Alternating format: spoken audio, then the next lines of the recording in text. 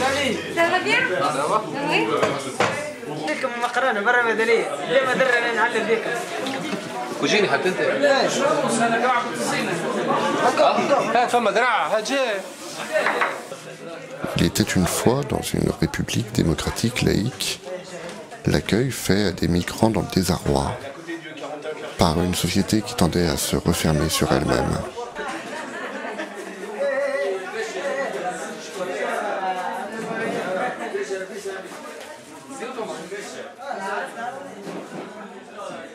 En ce temps-là, cette société s'adressait à nous, pauvres êtres humains, principalement par l'intermédiaire de la télévision. Et voici ce qu'elle nous disait. On en vient maintenant à la situation des Tunisiens qui sont arrivés en France après avoir accosté à Lampedusa, en Italie. Les interpellations se multiplient et après plusieurs semaines, beaucoup de ces hommes sont épuisés par leurs conditions de vie très précaires. Ces immigrés sont aujourd'hui pour certains à Paris et dorment dehors. Nos journalistes les ont rencontrés.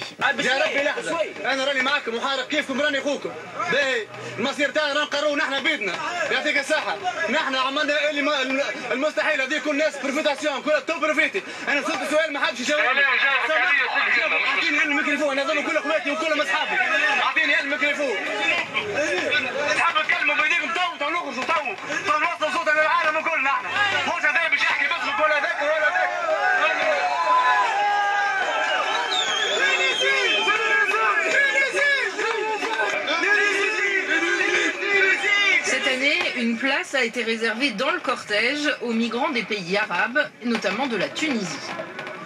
Une centaine de jeunes Tunisiens surgissant en marge du défilé parisien pour faire l'apologie de leur révolution. C'est cela aussi l'actualité de ce 1er mai 2011. Étant financé par le RSA, Revenu de Solidarité Active, je me suis donc activé pour être solidaire à leur venue. C'est au soir de ce 1er mai 2011 que ce bâtiment vide qui appartient à la mairie de Paris se retrouva occupé par des Tunisiens de Lampedusa sans papier. Dès lors, tout le monde s'empressa de venir prendre sa place sur l'échiquier. Ici, des forces de l'ordre venues observer. Et là, des militants, des passants, des gens du quartier, qui venus s'enquérir des besoins commencèrent par apporter à manger. On appellera ces personnes-là les soutiens. Très rapidement, des forces de l'ordre s'interposèrent en se plaçant devant l'entrée de l'immeuble, afin de s'assurer que rien ne puisse rentrer dans le bâtiment. Les soutiens qui continuèrent d'arriver se questionnèrent sur le bien fondé de cette mesure. Mais à cette question, les policiers ne répondirent que par un silence obligé.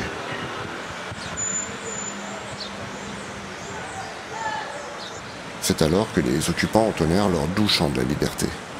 Police dégage! Police dégage! Police dégage! Police dégage! Dégage! Police dégage!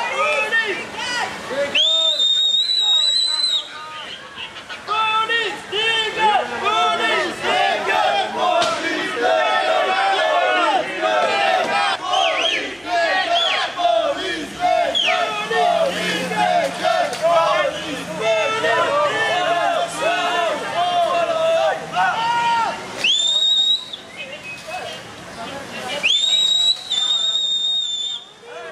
C'est en revoyant ces images qu'une question me vint à l'esprit.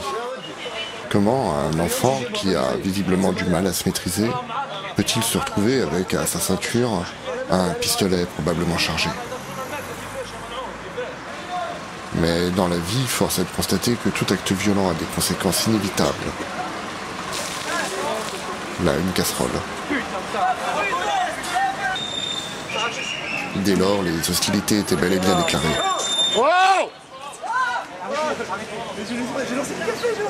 On pousse pas quelqu'un contre un mur pour un paquet de café.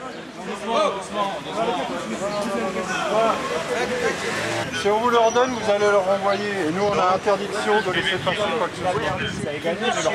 On a besoin d'apporter d'approvisionner les gens. Où est-ce que c'est écrit? Quel est l'ordre que vous avez eu pour empêcher d'alimenter les gens? C'est scandaleux. Tout à l'heure, vous dites oui, puis brusquement, je reviens, vous avez mis 5 flics devant la porte pour interdire. Qu'est-ce qui vous a donné l'ordre? À votre avis? Le préfet?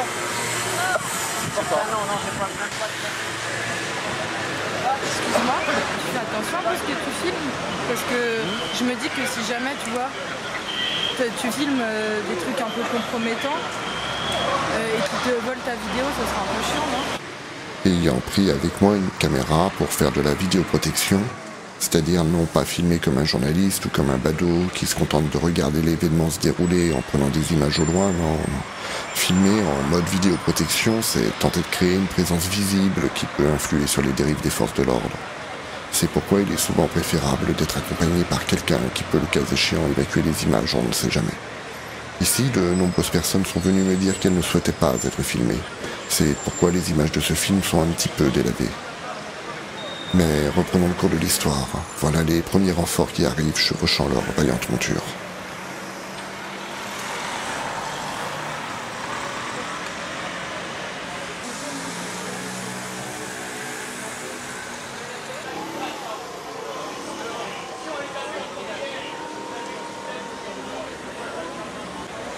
De temps en temps, des soutiens essayent de passer par le côté pour apporter du ravitaillement aux Tunisiens. Mais la police est là et elle veille à s'assurer que rien ne puisse passer.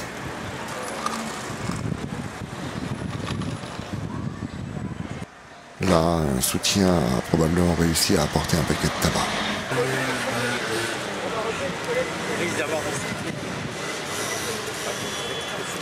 Des forces de l'ordre de plus en plus musclées continuent d'arriver en ce début de matinée. Et nous allons bientôt voir leur utilité.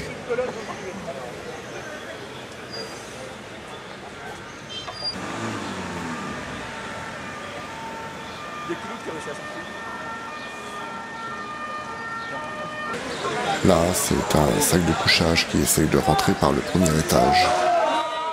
Mais la police est là, qui veille, et le sac de couchage ne passera pas.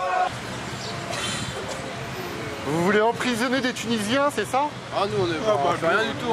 Bah si, vous amenez des barrières avec des barreaux pour emprisonner des Tunisiens qu'on vous fera. Pas du tout. Quand même. Parce qu'à l'intérieur, c'est des Tunisiens sans papier. Ah, ils sont où à l'intérieur là? Ouais, c'est des Tunisiens sans papier qui sont à l'intérieur. Et ils ont faim, ils n'ont rien à manger. Et vous allez les enfermer avec des barrières.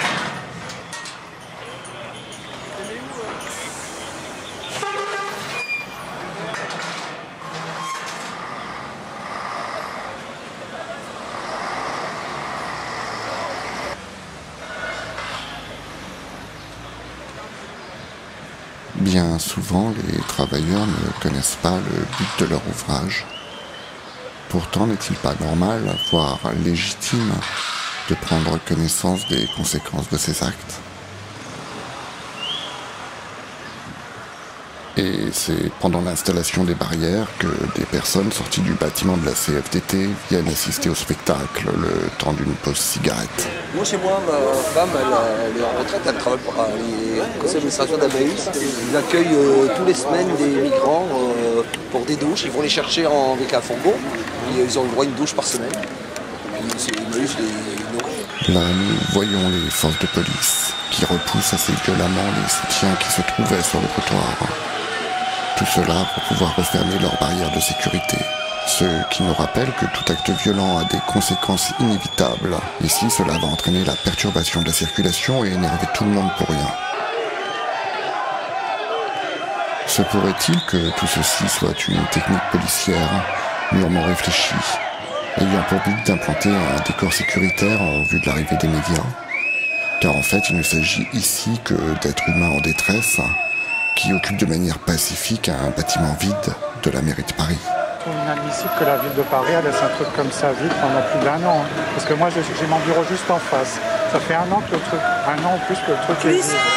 En plus, admettons qu'ils aient prévu une destination, je ne sais pas ce qu'ils veulent en faire, mais ils pourraient le mettre temporairement à disposition,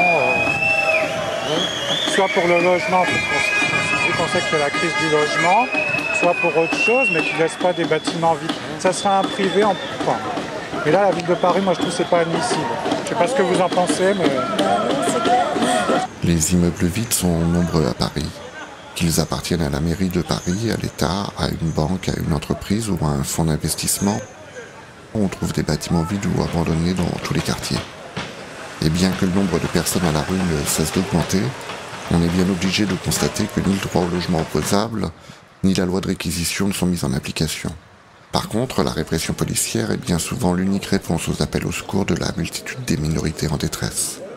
Ce qui me fait me poser quelques questions quant à la pertinence de la répression systématique des luttes sociales. Car comment expliquer que, sous couvert de nécessité sécuritaire et en échange d'un salaire, ces personnes vont en fait accepter de commettre des actes que leur morale réprouve? En effet, comment expliquer que tous ces policiers qui sont payés pour encercler et arrêter, sans se poser plus de questions que cela, un jour des sans-papiers, le lendemain des mal logés, des chômeurs, des roms, des indignés, ne sont pas plus utiles que ça, finalement, dans le solutionnement des problèmes? Seront-ils fiers et glorieux quand le soir venu, ils raconteront à leurs proches comment ils ont passé leur journée à séquestrer des minorités pour faire une photo sécuritaire? Ou bien occulteront-ils tout simplement leur journée en ne parlant que de leur projet de vacances possibles grâce à leur RTT? Aussi, je commence à me demander comment cela se fait-il que tous ces policiers n'aient toujours pas trouvé de solution pour se révolter dans leur travail face à leur obligation de répression des luttes sociales. Sont-ils seulement lucides sur la véritable raison de leur présence ici? Mais avant tout, leur arrive-t-il tout simplement de prendre conscience qu'ils se retrouvent incapables de réagir humainement face à des situations de détresse? C'est pourquoi je suis inquiet. Excusez-moi, je m'égare. Redevenons sérieux et reprenons le cours de l'histoire. L'information que c'était un immeuble de vie, donc on a décidé de squatter dedans, vu qu'on n'a pas le choix, on n'avait pas où dormir hier.